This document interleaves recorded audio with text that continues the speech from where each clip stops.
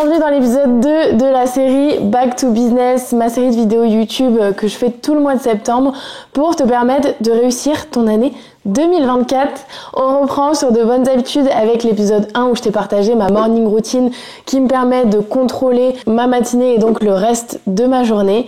Et aujourd'hui, je vais te donner plein de conseils, plusieurs étapes en fait pour réussir ta fin d'année 2024 concrètement. En vrai, c'est maintenant ou jamais qu'il faut que tu te mettes au travail entre guillemets et que tu appliques les conseils puisque clairement, on va se le dire, il reste environ 3 mois avant la fin de l'année. Quand je te fais cette vidéo, on est à peu près mi-septembre et puis mi-décembre, on sait que ça ralentit, on profite de nos proches, c'est les fêtes. Donc en gros, il nous reste 3 mois avant la fin de l'année. Voilà, si t'en avais pas conscience, maintenant c'est fait. La première étape, ça va être de remettre en place des habitudes saines. Tu le sais, pour moi, c'est la base de tout. Pour pouvoir réussir dans ton business, dans ta création de contenu, enfin peu importe, même dans ta vie de salarié, si t'es salarié, il faut absolument que tu trouves un équilibre et que tu mettes en place des habitudes saines puisque ça va impacter tout le reste de ta vie. Tu le vois, peut-être je suis en tenue de sport, je vais à la salle de sport à midi, une fois que j'aurai fini de tourner cette vidéo et je suis ultra contente parce que vraiment j'ai remis cette habitude dans ma vie. Là je repasse progressivement, le but c'est d'atteindre 4 séances par semaine. À la reprise j'en ai fait 2, là cette semaine je vais en faire 3 et la semaine prochaine j'aimerais atteindre les 4 et garder ça sur le long terme. Évidemment quand tu reprends des habitudes, je reparlerai, il faut y aller crescendo, ne te dis pas d'un coup bam je vais faire 6 jours sur 7 de salle de sport alors que tu fais 0 sport à l'heure actuelle. Enfin voilà, il faut aussi être cohérent mais quand même se mettre des petits coups de pied aux fesses pour s'améliorer et réinstaurer ses habitudes. Moi je sais que le sport c'est vraiment quelque chose qui a des conséquences sur tout le reste puisque quand je me remets au sport en général je remange mieux automatiquement, je refais des courses, voilà, je me remets dans une routine parce qu'en fait j'ai pas envie de faire ces efforts pour rien et même si je fais plus de sport pour pouvoir aussi plus profiter, je sais que quand je reprends le sport vraiment ça m'enlève la flemme que j'ai au quotidien dans les autres atmosphères air de ma vie on va dire. Je me remets à cuisiner, je me remets à plus marcher aussi, voilà, j'ai moins la flemme, même pour le travail en fait ça me permet d'être beaucoup plus productive, mais ça on en reparlera dans l'épisode 3 d'ailleurs, j'ai trop hâte, tu n'es pas prête.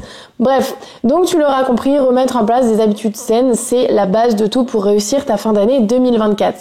Comment faire concrètement? Tu le sais, que ce soit dans le podcast ou ici sur YouTube, je suis pas là pour juste te donner les conseils et te dire débrouille-toi. Le but c'est qu'on fasse des petits exercices ensemble, qu'on mette en place des choses très concrètes, très claires. Ce que je te recommande de faire, c'est 3 listes. Une première liste avec tes habitudes saines que tu ne fais plus, mais que tu sais qu'elles te font du bien. Tu l'as déjà fait, tu connais, hop, tu fais une liste. Moi, ça peut être le sport, boire du matcha au lieu du café, boire 3 litres d'eau par jour, faire du journaling. Moi, par exemple, ça pourrait être ça. Deuxième liste, c'est les habitudes que tu ne connais pas, que tu n'as jamais essayé, mais tu sais qu'elles pourraient te faire du bien. Ce sont des habitudes saines mais que tu n'as encore jamais testé dans ton quotidien. Moi ça pourrait être vraiment le stretching, j'en ai fait de temps en temps mais je l'ai jamais intégré comme une habitude dans ma vie. Si tu lis jamais, ça peut être la lecture. Si tu fais pas de footing par exemple ou de course, ça peut être courir. Si t'écoutes pas de podcast, ça peut être écouter des podcasts. Bref, t'as compris, des trucs que t'as jamais fait mais tu sais que ça pourrait être bénéfique. Et donc ça suscite un peu ta curiosité, ton intérêt. Et troisième liste, c'est la liste des trucs que tu sais qui sont pas bons pour toi et que tu fais quand même en ce moment. Et à chaque fois dans ces 3 listes, tu vas choisir une habitude. Celle qui te parle le plus, par exemple celle qui est la plus facile à réimplémenter dans ton quotidien. Par exemple, moi ça peut être le sport. Ou celle qui est dans la première liste la plus importante à tes yeux. Dans la deuxième liste que t'as jamais essayé, etc., ça va être celle qui attise le plus ta curiosité. Et dans la troisième liste, ça va être celle où tu sais que c'est vraiment pas bon pour toi, c'est vraiment pas sain. Et donc voilà, ça aura plus d'impact si tu la retires que les autres. Pourquoi on va choisir? Parce que en fait, quand tu fais des listes, tu vas pas pouvoir changer ton quotidien du jour au lendemain. Après cette vidéo, tu vas pas te transformer complètement, même si j'aimerais bien. À un moment, on est humain, c'est pas possible, il faut y aller étape par étape. Donc ça va te faire 3 habitudes. La première habitude, qui est quelque chose que tu maîtrises et tu sais sain pour toi, tu vas la réimplémenter dans ton quotidien le plus possible. Moi, avec le sport, j'ai décidé de m'y remettre 4 fois par semaine. Toi, si c'est faire du journaling, bah ok, tu te dis peut-être un jour sur 2, je vais faire mon journaling. Et tu te bloques les créneaux dans ton agenda, c'est ultra important. Deuxième habitude, celle qui suscite ton intérêt que tu n'as jamais testé, tu vas l'intégrer dans ton agenda au début, 1 fois par semaine ou 2 fois par semaine. Si tu as envie d'aller un peu plus vite, parce qu'évidemment, il reste pas énormément de semaines avant la fin de l'année, mais encore une fois, il faut que ce soit possible, atteignable. Tu romantises un petit peu le truc, voilà, t'essayes d'intégrer cette nouvelle habitude de manière cohérente, déjà par rapport à ton emploi du temps, que ce soit faisable, que ce soit pas une contrainte de ouf. Tu romantises cette habitude pour que ce soit un plaisir de l'intégrer dans tes nouvelles habitudes. Et la troisième, celle qui n'est pas saine pour toi, eh bien tu vas te dire qu'à partir d'aujourd'hui jusqu'à la fin de l'année, tu ne le feras plus et tu vas remplacer cette habitude malsaine par une habitude saine. À chaque fois que tu vas avoir envie par exemple de commander Deliveroo alors que tu es toute seule, je dis pas que tu dois plus le faire quand tu es avec tes amis, il faut pas se mettre non plus une pression de dingue, mais par exemple moi ça pourrait être, là tu vois j'ai commandé des plats Prozis surgelés, protéinés, je peux me dire qu'à chaque fois que j'avais envie de commander Deliveroo avant, je remplace par un plat Prozis protéiné où je sais que ça va remplir mes objectifs de sport, etc. Tu vois, il faut toujours que ce soit cohérent avec ton objectif global et que ce soit pas j'arrête de fumer et je remplace par manger une pomme. Tu vois, c'est possible, mais c'est ultra compliqué. Il faut quand même que ce soit quelque chose qui soit qui te fasse kiffer, quoi, qui remplace cette habitude malsaine.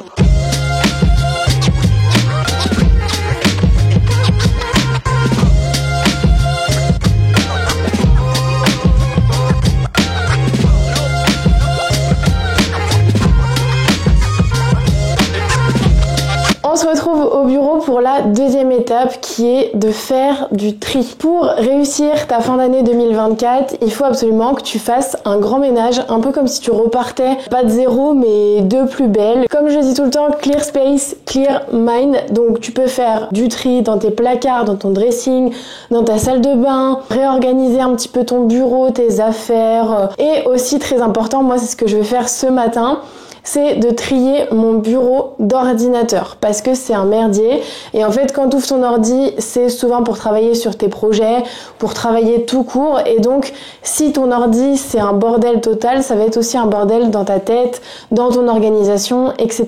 Autre conseil que je te donne niveau tri, c'est de faire du tri sur tes réseaux sociaux, c'est-à-dire tu vois, moi par exemple je l'ai déjà fait, j'ai un compte personnel où j'avais 700 abonnés, 700 suivis et je suis passée à 500 et il faut que je refasse encore du tri parce que j'avoue que ça m'a pris déjà une bonne heure, donc je veux le faire en plusieurs fois. Donc j'ai vraiment enlevé les gens, en fait c'est pas méchant, c'est pas se dire j'enlève tout le monde, c'est juste qu'à un moment dans ta vie tu évolues et il y a des gens que tu perds de vue.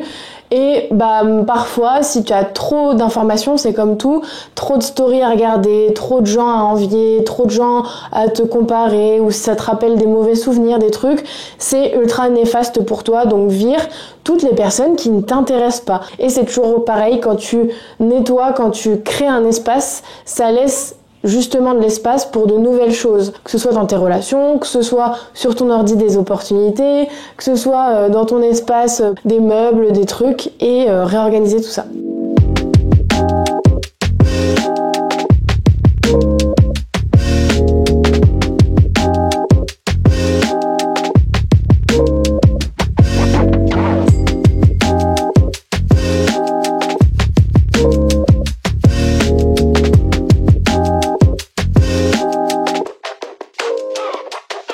Une fois que tu as fait l'étape 2, on passe à l'étape 3 qui est fixer ses objectifs. Pour ça, évidemment, ça se fait pas en 2 secondes encore, ça s'apprend puisque malheureusement trop de gens ne savent pas fixer des objectifs concrets, atteignables et challengeants.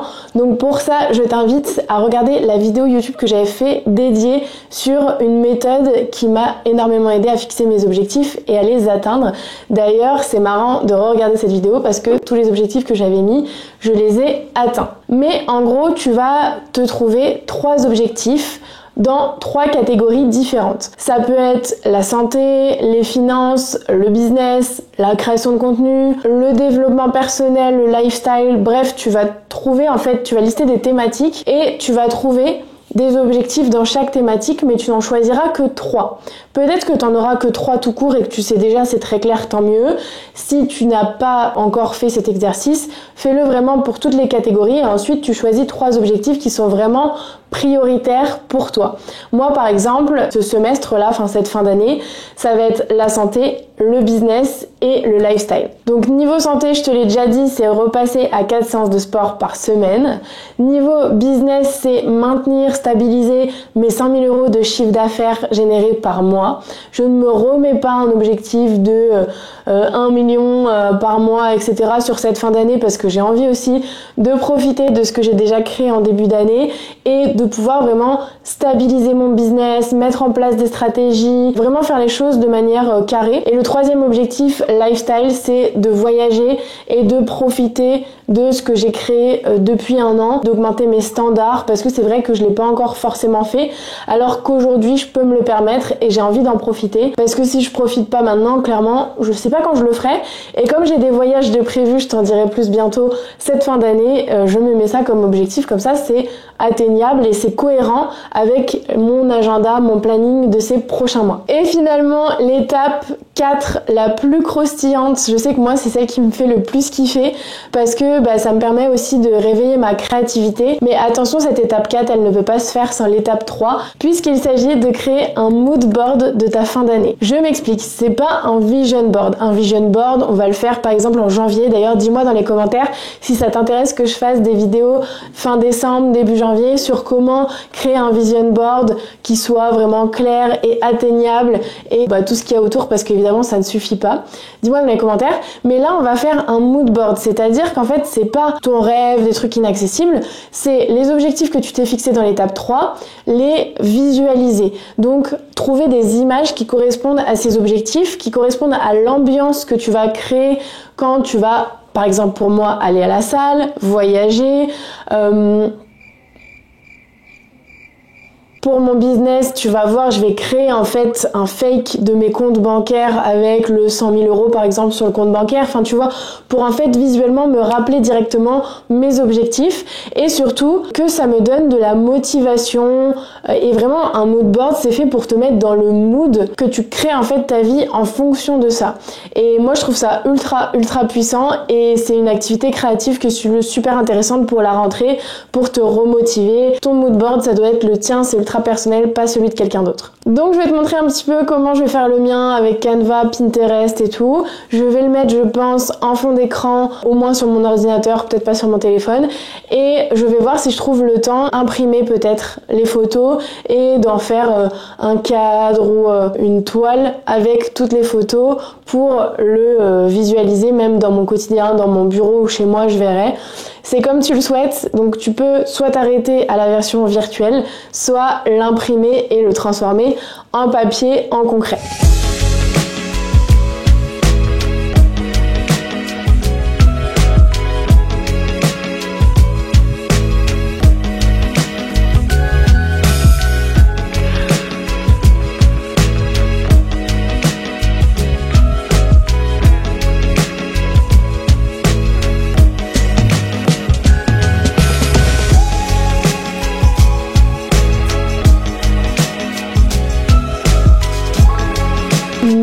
Wow, juste d'avoir fait cet exercice, ça m'a tellement remotivée, ça m'a tellement permis de visualiser à quoi allait ressembler ma fin d'année et de me dire en fait que je suis responsable, que je décide et que j'ai le contrôle sur ce que je fais. Et le visualiser, le manifester comme ça, c'était incroyable. Je suis trop contente d'avoir fait cet exercice. J'espère que tu vas le faire de ton côté parce que tu vas voir vraiment ça va te redonner l'envie si t'es pas ultra motivé, si machin. Et attention, là c'est septembre, mais octobre, novembre, décembre, les jours vont raccourcir, il va commencer à faire un petit peu plus froid.